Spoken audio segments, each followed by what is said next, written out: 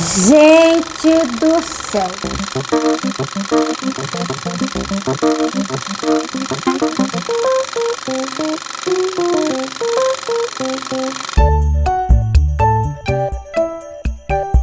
Gosto demais da conta de conversar com os leitores. Antigamente era por cartas, hoje em dia por e-mail, pelo Facebook, pelo Instagram, em lives e chamadas de vídeo. Hoje vou conversar com a Lilica. Ela costuma prosear comigo pelo Instagram, mas concordou em gravarmos uma entrevista para o canal Fada das Palavras. Oi Lilica, tudo bem? Tudo mais ou menos, Estela. A professora de História adotou um livro de poesia. É um absurdo! Que invencionice mais sem lógica! Não basta a professora de Português adotar livros? A de História também entrou na onda. Me deu até febre matutina. Febre matutina? Como assim? Tenho febre assim que eu acordo e lembro que preciso ler o livro de poesia que a professora de História indicou. Depois a febre passa. Quero começar mostrando esta minha blusinha, essa camiseta que eu adoro. Pássaros têm asas, pessoas têm livros. Ah, que frases lindas que estão nessa minha camiseta, nessa minha blusa, né, gente? Viajando pelo mundo mágico das palavras, pelo mundo infinito, pelo mundo sem finitude, dos sinônimos, dos termos análogos. Vejamos alguns sinônimos de resto, aquilo que é uma coisa restante, o resto. Eu até fico pensando em resto, né? De extremistas no Brasil, aquilo que sobrou de extremistas no Brasil. Gente que defende ainda a tortura, a ditadura, a violência. São restos de uma sociedade, infelizmente, restos ainda em grande número. Sempre que me perguntam qual foi o primeiro livro que eu li e que me marcou de modo indelével, eu respondo que foi a coletânea de contos da narrativa tradicional da Terezinha Casasanta, coletânea organizada pela Terezinha Casasanta, intitulada As Mais Belas Histórias.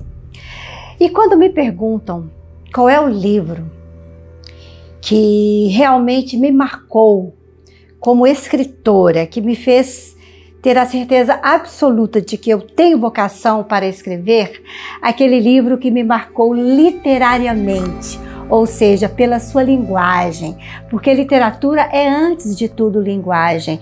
Então aquele livro que tem uma linguagem que me cativou, que me encantou e que me fez ter vontade de ter pelo menos um pouquinho, nem que fosse uma fripinha do talento do autor desse livro.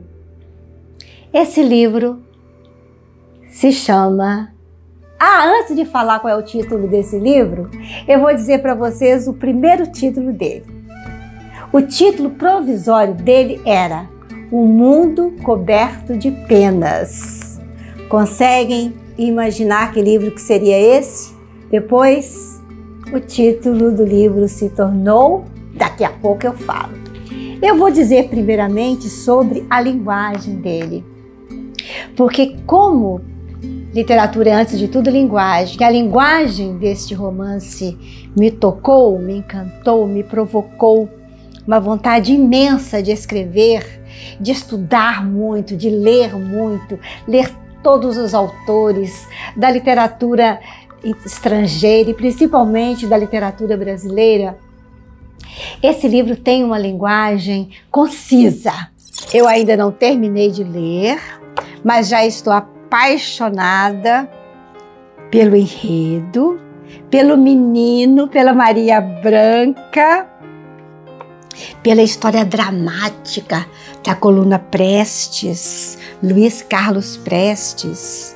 A gente aprende muito sobre o Brasil, sobre a nossa dramaticidade, sobre os nossos problemas mais mais importantes, mais estruturantes da nossa história, de um país que ainda é muito colonialista, de um país que ainda é muito preso ao conservadorismo, aos preconceitos, à homofobia, ao racismo. Um país que está polarizado entre gente que sonha um país mais justo e gente que ainda está presa lá atrás, com medo das grandes transformações que precisam acontecer. A minha recomendação literária de hoje é Farejador de Águas, de Maria José Silveira. Gente do céu! Mas tá! Vocês têm que ler esse livro. Parabéns, Maria José Silveira! Você arrasou, como sempre!